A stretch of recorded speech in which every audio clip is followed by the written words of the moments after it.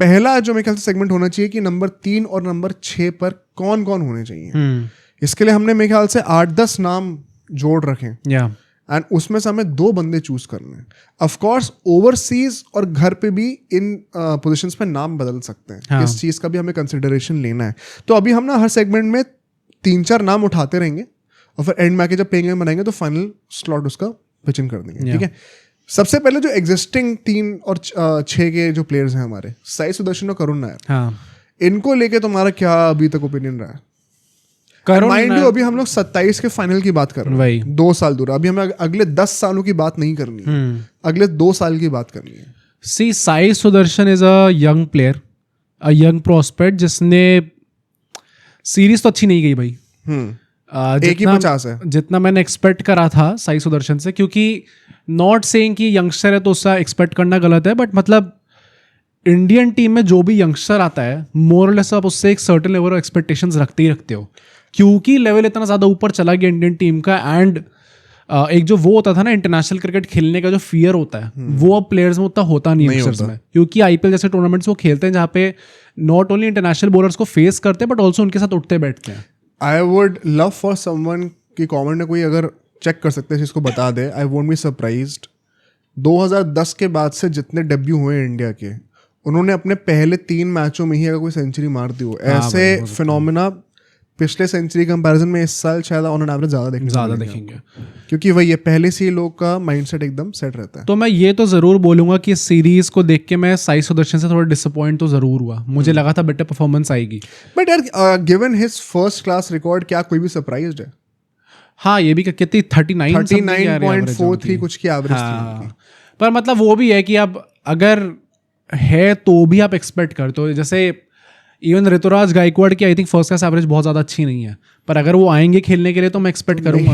हाँ, पर मैं एक्सपेक्ट करूंगा भाई कि उनकी परफॉर्मेंस आएगी। अगर इतने तो आप जो भी प्लेयर आएगा उनसे करोगे। हाँ, तभी मैं कह रहा हूँ कि मैं एक्सपेक्ट कर रहा था साई सुदर्शन से, बट परफॉर्मेंस अगर नहीं निकल के आ पाई तो मैं थोड़ा डिसअपॉइंट तो ज़रूर हुआ था।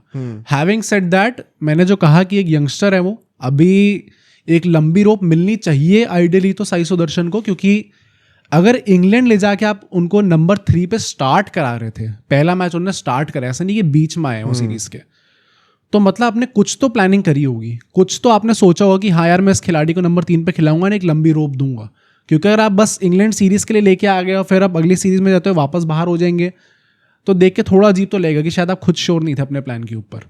भाई नंबर 3 तो मतलब एक वो प्रॉपर स्पॉट होता है ना, जहाँ पे आपको एक ऐसा खिलाड़ी चाहिए जो कि एक मजबूत खिलाड़ी चाहिए आपको, जो कि लंबा टिक पाए आपकी टीम के लिए। मैं रिसेंटली ही एक आर्टिकल पढ़ रहा था, उसमें पता है क्या चीज़ निकल के आई है? रवि शास्त्री जब जाने वाले थे 21 के पास, तब से ये लोग अभिमन्यु ईश्वरन को नंबर 3 पे ग्रूम कर रहे थे, पता है? तो वो तो अभिमन्यु ईश्वरन का तो चलता ही जा रहा है भाई। नहीं मतलब he is traditionally opener, but उस टाइम पे उनको कहा गया था ये कि पुजारा मोस्ट लाइकली अब प्लान में नहीं होंगे and you are a very solid player, तो आप नंबर 3 के लिए ही प्लीज खेलो। ओके, तो उनको उस तरीके से ग्रूम कराया जा रहा है पिछले 4-5 सालों से, उसके बाद भी उनको चांस नहीं मिला। क्या ये कहीं से भी वैलिड है? तो अभिमन्यु ईश्वरन के ऊपर भी ये अभी निकल के आया है, उनके पिताजी ने ये चीज़ आके बोली है। हाँ, ये भी बाय द वे एक नाम है, तो इसको भी डिस्कस कर लेते हैं। गौतम अबीर ने अभिमन्यु ईश्वरन से ये चीज़ बोली, you are doing the right things, you will get your turn and a long run. I am not the one to push you out after 1-2 matches, the entire coaching team assured him that he will get his due. तो मतलब गौतम अबीर ने अभिमन्यु ईश्वरन से बात करके बोला है कि मैं जानता हूँ तुम्हारी क्वालिटी एंड किस क्या वैल्यू तुम लेके आते हो टीम के लिए, तो तुम्हें चिंता करने की कोई ज़रूरत नहीं है, तो मैं लंबा रन दूंगा टीम के अंदर, मैं विश्वास रखता हूँ तुम्हारे ऊपर। तो शायद अभी होम सीजन आने वाला है और अभी आने वाली सीरीज में, क्योंकि नंबर 3 जो स्पॉट है, वही जो 2 स्पॉट हमने बात करें नंबर 3 और नंबर 6, इस पूरी सीरीज में सबने परफॉर्म करा है, बट ये 2 स्पॉट ऐसे हैं जहाँ पे आप अभी भी श्योर नहीं हो। श्योर क्या मतलब, अगर कोई चेंज करेगा तो कोई क्वेश्चन नहीं उठा सकता कि आप क्यों चेंज कर रहे हो। साई सुदर्शन ही जाएंगे, because Sai Sudarshan will not be playing at number 6। हाँ, for sure. Number 6, number 7, number 8 Sai, Jadeja, washi, और अगर फिर घर पे नंबर 9 पे अक्षर होते हैं, चारों लेफ्टीज तो नहीं खेलेंगे। इतना भी वन डायमेंशनल नहीं हो सकते, चाहे वो टेस्ट मैच ही क्यों ना हो। हाँ, तो I don't think Sai Sudarshan अगर नंबर 3 पर नहीं है तो फिर he is not in the team. नहीं, तो नंबर 6 पे तो खेलना भी नहीं चाहिए मेरे हिसाब से, उनका गेम भी नहीं है। टॉप ऑर्डर वाले ही प्लेयर है वो, तो या तो ओपन कर सकता है साई सुदर्शन, या नंबर 3 पे, मैक्स टू मैक्स नंबर 4 पे। उससे नीचे में साई सुदर्शन को, और 5 पे पंत है वाइस कप्तान, तो वो भी फिक्स्ड ही है। तो I don't see then Sai Sudharsan playing in the team then. हाँ। पर मैं ये ज़रूर बोलूँगा कि मतलब थोड़ा मैं डिसअपॉइंटेड था उनकी परफॉर्मेंस से।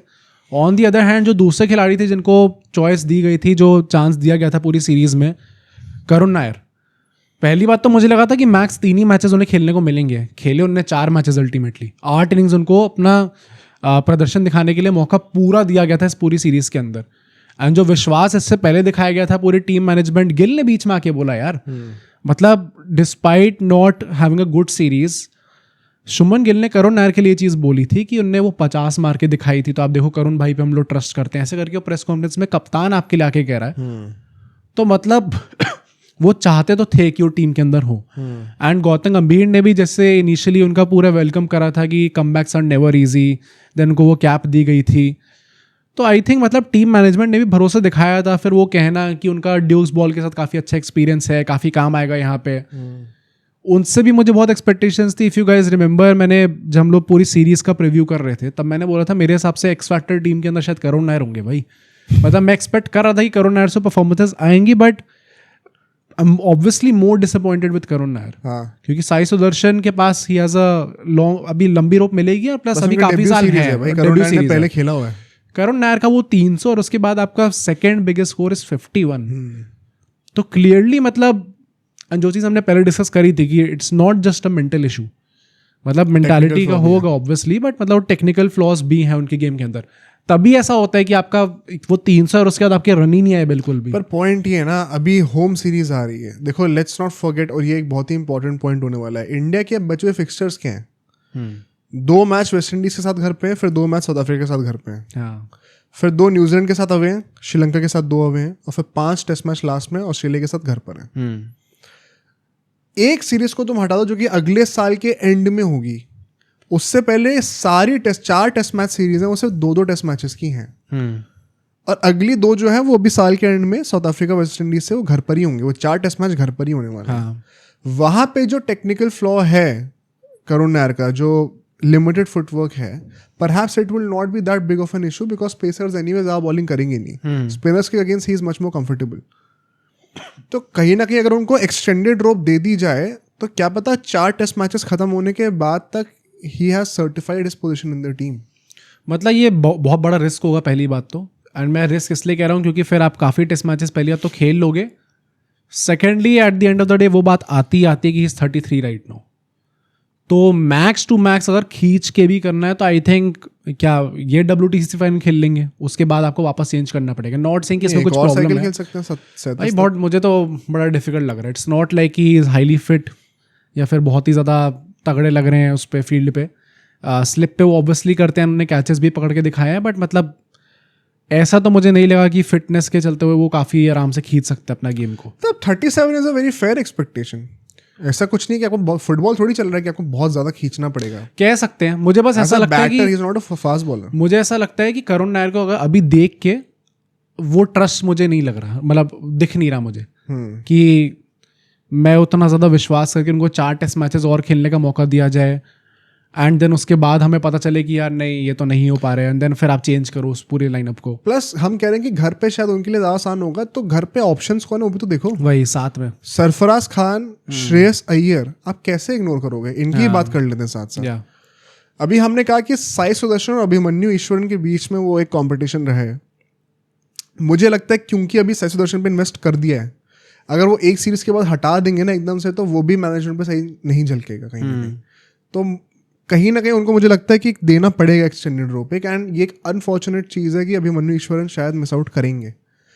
आइडियली अगर आप मेरे से पूछते, ये मैंने सीरीज शुरू होने के पहले भी कहा था कि कायदे से तो अभिमन्यु ईश्वरन का बनता है चांस, मतलब नोबडी कैन डिनाई कि, क्योंकि ऐसे नहीं वो भी 30s में अपने लेट 20s में है, एंड वो आराम से 3 साइकिल्स तो दे ही सकते हैं। मुझे तो बताने को लग रहा है भाई, अगर गौतम गंभीर ने एक्चुअली ये चीज़ बोली है अभिमन्यु ईश्वरन से, तो उनको चांस मिलना ही मिलना है। नहीं, उसका मतलब ये भी हो सकता है ना कि आप स्क्वाड में रहोगे, बट नहीं भाई, अगर जैसा बोला उनने कि मैं आपकी वैल्यू समझता हूँ, मैं लंबा रोप दूंगा, आपको चांस दूंगा, तो सिर्फ स्क्वाड में रखने के लिए तो नहीं बोला होगा।